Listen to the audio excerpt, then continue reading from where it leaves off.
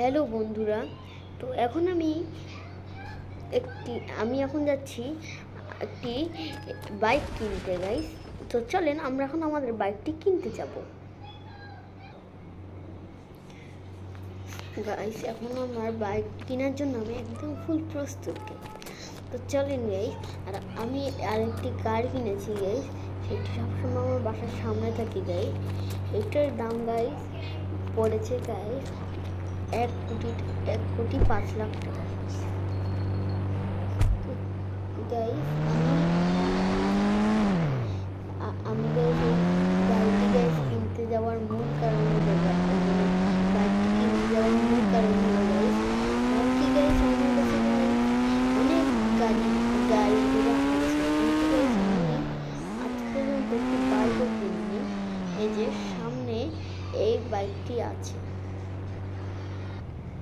Guys. আমি গাড়িটি যার কাছ থেকে কিনবো গাইস তাকে এখন আমি কল দিচ্ছি গাইস।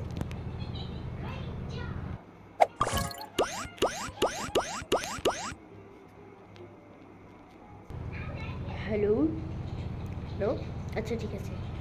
উনি গাইস বলেছে উনি নাকি সামনে। আচ্ছা ঠিক আছে, আপনি আপনার বাইকের জন্য কত টাকা চান?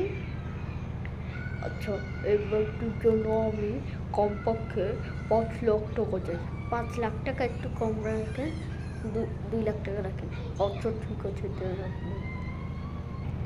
সো গাইস ফাইনালি গাইস আমি ওর কাছ থেকে গাইস এই বাইকটি কিনে নিয়েছি 3,80,000 দিয়ে গাইস। আপনারা সবাই কমেন্টে বলবেন আমার বাইকটি কেমন হয়েছে।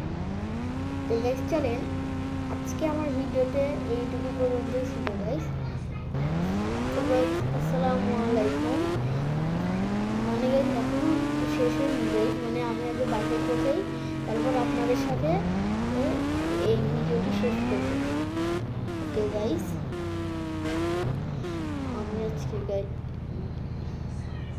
আমি আজকে গাইস বাইকটি কিনে আমি অনেক খুশি।